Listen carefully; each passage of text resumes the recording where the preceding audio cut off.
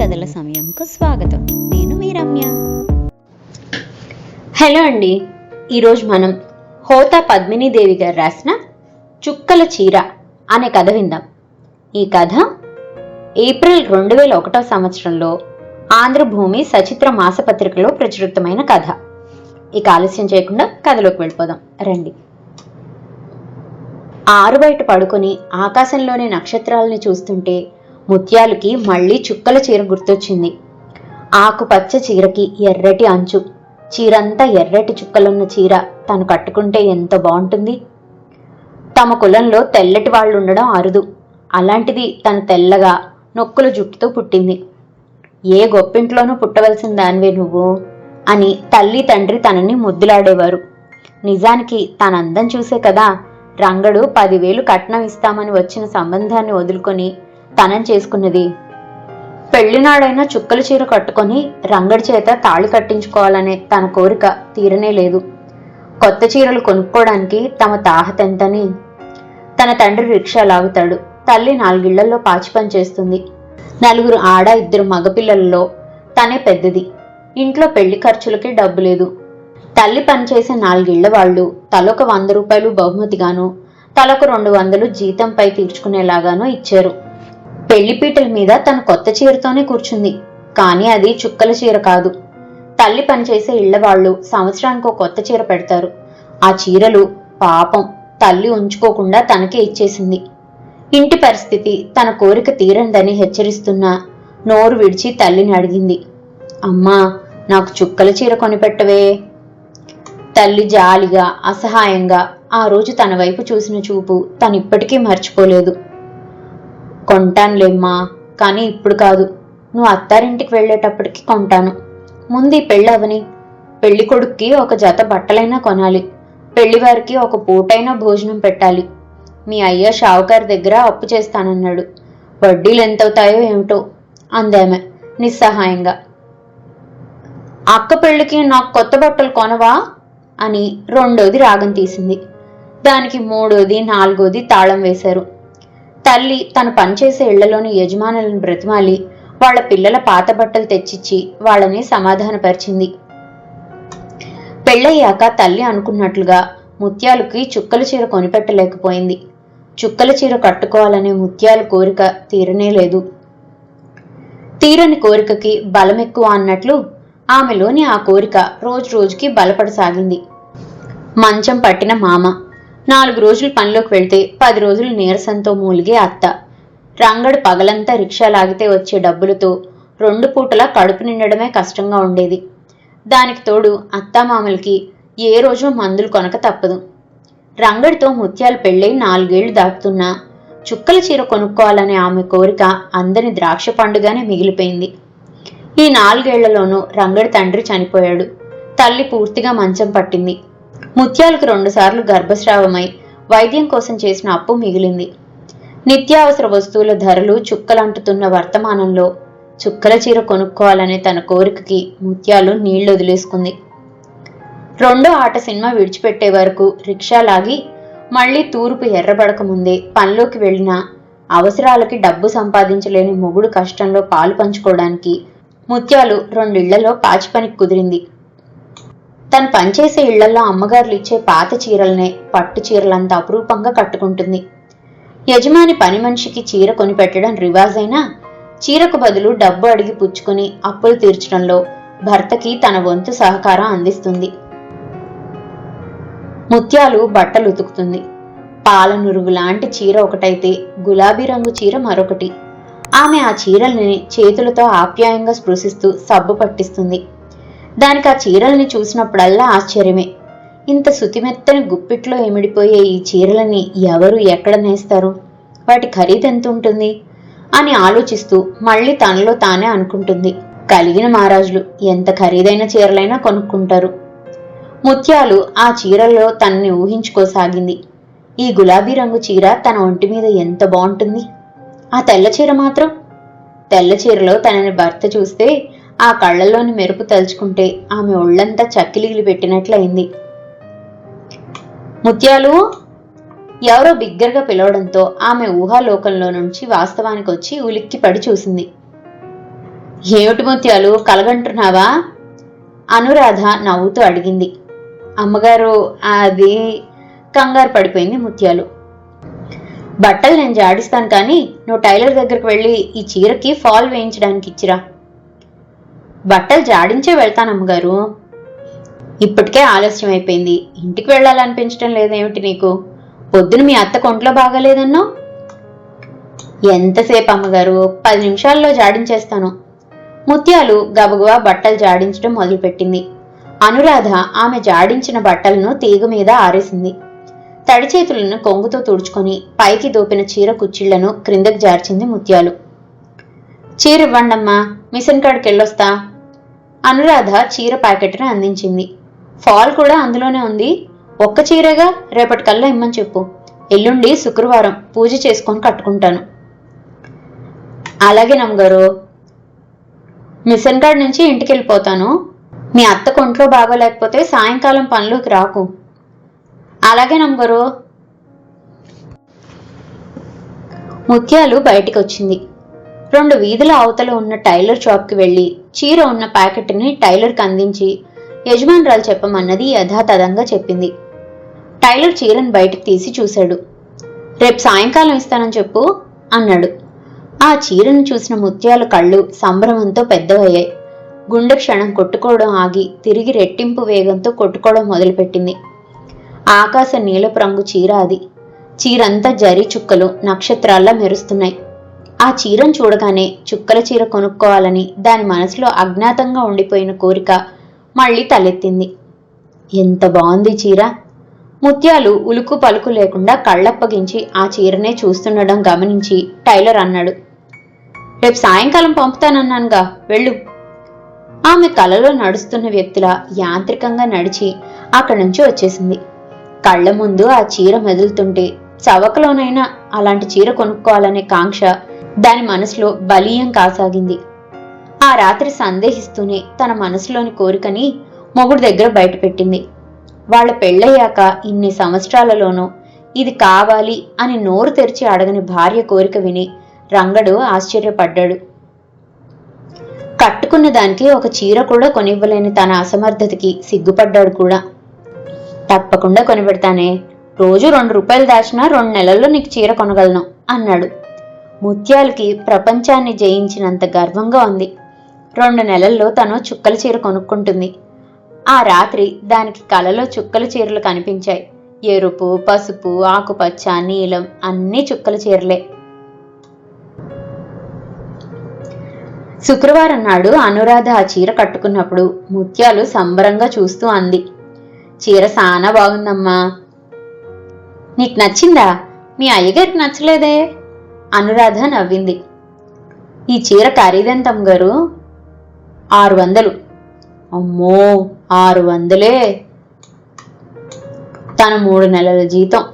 ఆమె గుండెల మీద చెయ్యి వేసుకుంది. 2 నెలల తర్వాత ముత్యాలు డబ్బులు దాచిన పిడత తీసి డబ్బు లెక్క పెట్టింది. 120 రూపాయలున్నాయి. ఇదిగో నిన్నే. వాకిట్లో రిక్షా తుడుస్తున్న మొగుడిని పిలిచింది. ఏంటే? ఇలా కూసింత పెందలకాడి ఇంటికి రా, మనం బజార్కి వెళ్ళి చీర కొనుక్కోవాలా. డబ్బులు సరిపోతాయా? 120 రూపాయలున్నాయి. అసలు ఇన్నాళ్ళు ఇలా రోజు కొంత డబ్బు దాచవచ్చనే ఆలోచన నాకు రానేలేదు. వచ్చుంటే ఎప్పుడో చుక్కల చీర కొనుక్కునేదాన్ని అంది. సర్లే, పెందలకాడ వస్తానుగా. ఆ రిక్షా తీసుకొని వెళ్ళిపోయాడు. ముత్యాలకి మేఘాల మీద తేలిపోతున్నట్లుంది. ఆమె త్వరగా పనులు ముగించి ఇంటికొచ్చి వంట పూర్తి చేసింది. స్నానం చేసి తనకున్న వాటిల్లో మంచి చీర కట్టుకొని ముస్తాబైంది. జడ వేసుకుంటుండగానే రంగడొచ్చాడు. చిలకలా ముస్తాబై ఉన్న పెళ్ళాన్ని చూడగానే వాడికి హుషారొచ్చింది. స్నానం చేసి బట్టలు మార్చుకున్నాడు. రా వెళ్దాం అన్నాడు రిక్షా ఎక్కబోతూ. ఛా, నువ్వు రిక్షా తోవడం ఏంటి, నేను కూసోవడం ఏంటి? బజార్ దగ్గరేగా, నడిచే వెళ్దాం అంది. నేను రిక్షా తోలితే నువ్వెక్కితే ఏటైందే? నవ్వాడు వాడు. నాకు ఇట్టం లేదంతే. సరే పద అన్నాడు. ఇద్దరు కబుర్లు చెప్పుకుంటూ నడిచి బజార్ సెంటర్లోకి వెళ్లారు. ఆ ఖరీదైన షాపులు, షోకేస్లలో నిజంగా మనుషులు నిలబడ్డారేమో అన్నంత సజీవంగా ఉన్న బొమ్మలు, వాటికి కట్టిన చీరలు, కొన్ని షాపుల్లో హ్యాంగర్లకి వేలాడదీసిన చీరలను చూస్తూ అడుగు కదపడం మర్చిపోయింది ముత్యాలు. త్వరగా పద, మరి చీకటైతే రంగులు కనిపించవు అన్నాడు రంగడు. ఇద్దరు తమకి ధర అందుతుందనుకున్న ఒక మాదిరిగా ఉన్న షాపులోకి నడిచారు. ఏం కావాలి అడిగాడు సేల్స్మెన్. చీర కావాలి చెప్పాడు రంగడు. 5 నిమిషాల్లో 10-15 చీరలని వాళ్ల ముందు గుట్టగా పడేశాడు సేల్స్మెన్. ఊహూ, ఇవేమీ వద్దు, చుక్కల చీర కావాలి ముత్యాలు చెప్పింది. 100 రూపాయలు మించకుండా కావాలి చెప్పాడు రంగడు. సేల్స్మెన్ అంతకుముందు వాళ్ల ముందు పరిచిన చీరలను తీసేసి చుక్కల చీరలని పెట్టాడు. ఆకాశ నీలం, ఎరుపు, ఆకుపచ్చ, పాలపిట్ట అన్ని రంగుల్లోనూ ఉన్నాయి. ముత్యాలు ఒక్కొక్క చీరనే వేళ్లతో రాసి వాటి నాణ్యతను పరిశీలిస్తుంది. ముతగ్గా బరగ్గా ఉన్న ఆ చీరలను చూసి ఆమె మనసు అసంతృప్తితో మూలిగింది. ఆమె అనురాధ చీరల్ని గుర్తు తెచ్చుకుంటుంది. మెత్తగా చేతిలో నుంచి జారిపోయేలా ఉన్న ఆ చీరలెక్కడా? పలుగుడ్డల్లా గుప్పెడు నూలు కూడా లేని ఈ చీరలెక్కడా? చీర మరీ ముతగ్గా ఉంది అంది తన అసంతృప్తిని వ్యక్తం చేస్తూ. 100 రూపాయలకి ఇంతకంటే మంచి చీరలు ఎలా వస్తాయి? 250 రూపాయల్లో ఉన్నాయి, చూపించమంటారా అడిగాడు సేల్స్మెన్ నవ్వుతూ. ఆ నవ్వు తనని అపహాస్యం చేస్తున్నట్లుగా చిన్నబోయింది ముత్యాల ముఖం. వద్దు అని లేచి నిలబడింది. రంగడు కూడా లేచాడు. ఇద్దరు షాప్ బయటికి వచ్చారు. రంగడికి మొదటిసారిగా తన పేదరికంపై తనకే అసహ్యం వేసింది. ఇద్దరు 4-5 షాపులు తిరిగారు. ఎక్కడ చూసినా 100 రూపాయలు ఖరీదు చేసే చీరలు ముతగ్గానే ఉన్నాయి. ఒక షాపులో కొంచెం బట్ట నాణ్యత ఉన్న ముదర నీలం మీద తెల్లటి చుక్కలున్న చీర కనిపించింది. దాని ఖరీదు 250. ఇంకో 150 రూపాయలు కావాలి. ఎలా? ముత్యాలు కళ్ళలో ఆ చీరను చూశాక, తళుక్కుమన్న ఆశ చూశాక, కట్టుకున్న దానికి ఇన్నేళ్ల తర్వాత అది మనసు పడిన చీర కొనిపెట్టడం ధర్మమని రంగడి అంతరాత్మ ప్రబోధించింది. తక్కువైన డబ్బు మా షావుకారు దగ్గర అప్పు అడుగుతాను అన్నాడు లేవబోతూ. వద్దు వెంటనే అంది. ఇప్పుడు అప్పు చేసి చీర కొనుక్కపోతేనే 150గా తక్కువైంది. డబ్బు దాచడం ఎలాగో నువ్వే చెప్పావుగా. 3 నెలలు ఆగితే చీర జాకెట్టు కూడా కొనుక్కుంటాను అంది ముత్యాలు. ఇద్దరూ ఇంటికొచ్చారు. ఇంటికి వచ్చి ఆ 100 రూపాయలు పిడతలో భద్రంగా దాచింది. మరో 2 రోజుల తర్వాత రంగడి తల్లికి హఠాత్తుగా ఆయాసం ముంచుకొచ్చి డాక్టర్ ఫీజు, మందుల రూపంలో ఆ డబ్బుకి కాళ్ళొచ్చి నడిచిపోయింది. చుక్కల చీర కొనుక్కోవాలనే ముత్యాలు కోరికగానే ఉండిపోయింది. ముత్యాలు ముత్యాలు గాబరాగా పిలిచింది అనురాధ. ఏంటమ్మగారు?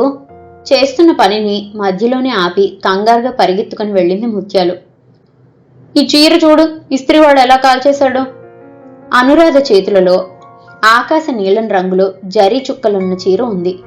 ఆ చీర అరచేతి పరిమాణంలో 3 చోట్ల కాలిపోయింది. అయ్యయ్యో! ముత్యాలు విలవిల్లాడుతూ ఆ చీరను చేతిలోకి తీసుకొని చూస్తుంది. ఈడిజిమ్మడు పోను, ఎదవసచ్చినోడు బంగారం లాంటి కొత్త చీరని ఎలా కాల్చేశాడో.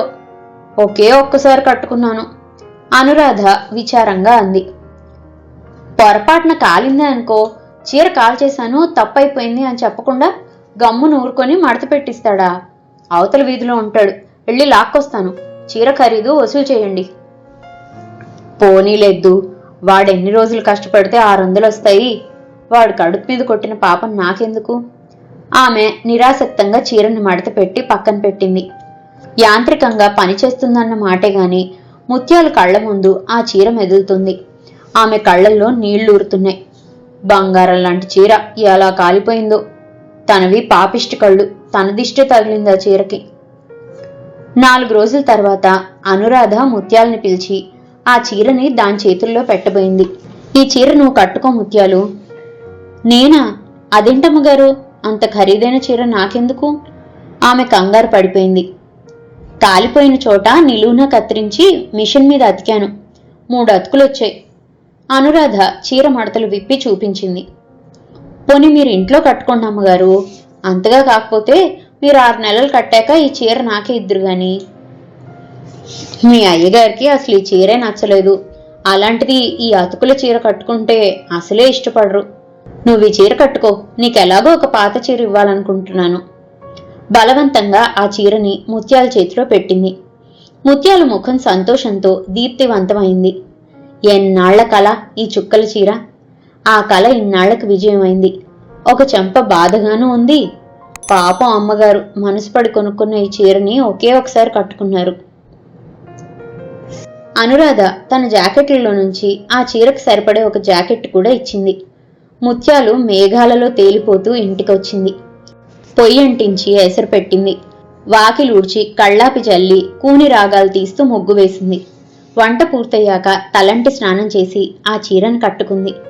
ఆమెకి మబ్బులను ఒంటికి చుట్టుకున్నట్లు, తారలను జల్లో తురుముకున్నంత ఆనందంగా ఉంది. రంగడు ఆ రోజు పెందరాళే ఇంటికొచ్చాడు. చుక్కల చీరలో ముస్తాబై ఉన్న పెళ్లాన్ని అతను ఆనందంగా ఆశ్చర్యంగా చూస్తుంటే ఆమె చెంపలు ఎర్రబడ్డాయి. ఎక్కడిదే చీర? సాన బావుంది. అమ్మగారిచ్చారు, రాధమ్మగారు అంది. చాలా ఖరీదుంటుందేమో. ఇస్త్రీవాడు ఆ చీరని కాల్చేసిన సంగతి చెప్పి అంది. కలిగిన మహారాజులు చిరిగిన చీర కుట్టుకొని కట్టుకుంటారేంటి? కానీ నాకు చాలా బాధగా ఉందయ్యా. పాపం అమ్మగారు మనసు పడి కొనుక్కున్న చీరని ఒకే ఒక్కసారి కట్టుకున్నారు. మర్నాడు ప్రొద్దుట ఆ చీరతోనే పనిలోకి వెళ్ళింది ముత్యాలు. చీర నీకు చాలా బాగుంది ముత్యాలు, అచ్చం పెళ్లి కూతురులాగే ఉన్నావు అంది అనురాధ ప్రశంసంగా. పోండమ్మగారు సిగ్గుపడిపోయింది. ఆమె హుషారుగా గిన్నెలు తోమి గదులు ఊడ్చడానికి చీపురు పట్టుకుంది. బెడ్రూంలోకి తొంగి చూసింది. అయ్యగారు బాత్రూంలో ఉన్నట్టున్నారు. నీళ్ల శబ్దం వినిపిస్తుంది. ఆయన గారు స్నానం ముగించి వచ్చేలోగా తనకి గది తుడవడం అయిపోతుంది. ఆమె చురుగ్గా గది ఊడ్చడం మొదలుపెట్టింది. ఎదురుగా డ్రెస్సింగ్ మిర్రర్ కనిపించింది. నిలువెత్తు అద్దాన్ని చూడగానే దానికి ఆ చీరలో తనెలా ఉందో చూసుకోవాలనిపించి చీపురు పక్కన పెట్టి అద్దం ముందు నిలబడింది. తనింత అందంగా ఉంటుందా? ఆమె సంభ్రమంగా అన్ని కోణాల్లోనూ తనని తాను పరిశీలనగా చూసుకుంటుండగా హఠాత్తుగా వెనక నుంచి 2 బలమైన చేతులు ఆమెని ఒడిసి పట్టుకున్నాయి. కెవ్వుమనబోయిన ఆమె నోటిని అరచేత్తో మూసేశారెవరో. అద్దంలో కనిపించిన ప్రతిబింబాన్ని చూడగానే ముత్యాల కళ్ళు ఆశ్చర్యంతో భయంతో వెడల్పయ్యాయి. నేనెన్నాళ్ల నుంచో ఎదురుచూస్తున్న అవకాశం ఇది. నన్ను కాదనుకు, ఒక్కసారి నా కోరిక తీర్చు. నిషాగా ఉంది అతని స్వరం. ఆమె గట్టిగా అరుద్దామనుకుంది కానీ ఆమె నోటిని బలంగా మూసేసిన అతని చెయ్యి ఆమె అరుపుని బయటికి రానివ్వలేదు. మరో చెయ్యి ఆమె గుండెలను బలంగా అదిమేస్తుంది. ఆమె నిలువెల్లా వణికిపోతుంది. అతని నుంచి విడిపించుకోవాలని విశ్వ ప్రయత్నం చేస్తుంది. ఈ చుక్కల చీర మీ అమ్మగారు ఒంటి మీద కంటే నీ ఒంటి మీదే బాగుందే ముత్యాలు అంటున్నాడు తను. ఆమెకి ఏడుపొస్తుంది. అమ్మగారు గట్టిగా అరిచాననుకుంది. కానీ ఆ కేక ఆమె గొంతులోనే సుళ్ళు తిరిగి ఆగిపోతుంది. హఠాత్తుగా వెనక నుంచి ముత్యాలు అని అనురాధ పిలుపు వినిపించింది. అతను చటుక్కున ఆమెను వదిలాడు. సంజాయిషి ఇస్తున్నట్లు అన్నాడు. ఈ చీరలో నిన్ను చూసి ముత్యాలు అనుకుని కాదు, ముత్యాలని చూసి నువ్వే అనుకుని. అనురాధకి భర్త బయట చిరుతిళ్ల కోసం కక్కుర్తి పడతాడని తెలుసు. కాని తను ఇంట్లో ఉండగానే పట్టపగలు పని మనిషితో శృంగారం జరపబోయేంత నీచుడని ఆమె ఊహించలేదు. అతను తనని వదలగానే ముత్యాలు ఒక్క అంగలో అక్కడి నుంచి పారిపోయి దొడ్లో బాదం చెట్టు కింద కూలబడి వెక్కి వెక్కి ఏడవడం మొదలుపెట్టింది. భర్త వైపు ఏహ్యంగా తిరస్కారంగా చూసి అనురాధ బయటికొచ్చింది. ఏడుస్తున్న ముత్యాలు భుజంపై ఆదరంగా చెయ్యి వేసింది. నేను ఇంటికి వెళ్తానమ్మగారు అంది వెక్కిళ్ల మధ్య. వెళ్ళు అంది అనురాధ. ఆమె ముఖంలో బాధ వేదనలను బలవంతాన దిగమింగుతున్నట్లు ఉంది. ఇంటికెలా వచ్చిందో తెలీదు. రోజు ఆ వేళకి పనిలోకి వెళ్లే రంగడు ఇవాళ పంచలోనే కూర్చొనున్నాడు. ఒంట్లో బాగాలేదే, అందుకే ఇవాళ పనిలోకి వెళ్లలేదు అన్నాడు. ఆమె భర్త అనారోగ్యం ఏమిటో తెలుసుకోవాలని ఆదుర్దాన్ని ప్రకటించలేదు. పంచలో మంచం మీద పడుకున్న అత్తగారు మూలుగుతుంది. ఆమె సరాసరి గదిలోకి వెళ్లి తడిక దగ్గరికి లాక్కొని తన ఒంటి మీదున్న చీరని విప్పి మరో చీరను కట్టుకుంది. విప్పిన చీరని లుంగు చుట్టి బయటికి వచ్చి మండుతున్న పొయ్యి మీదకి విసిరేసింది. ఆమె ఎన్నో ఏళ్లుగా కొనుక్కోవాలని కలలు కని చివరికి అయాచితంగా స్వంతమైన ఆ చుక్కల చీర క్షణాలలో కాలి బూడిదైపోయింది. ఏమిటే నీకు పిచ్చి పట్టిందా? కనుబొమ్మలు ముడిచి తన వైపే చూస్తున్న భర్తని ఒక్క అంగలో సమీపించి అతని గుండెలలో తలదాచుకొని వెక్కి వెక్కి ఏడవడం మొదలుపెట్టింది ముత్యాలు. ఇదండి హోతా పద్మినీదేవి గారు రాసిన చుక్కల చీర కథ. మరో మంచి కథతో మళ్ళీ కలుసుకుందాం. అంతవరకు సెలవు. ఈ కథ కనుక మీకు నచ్చినట్లయితే లైక్ చేయండి, షేర్ చేయండి. అండ్ మరిన్ని ఇంట్రెస్టింగ్ కథల కోసం ప్లీజ్ సబ్స్క్రైబ్ టు మీ కథల సమయం. Thank you.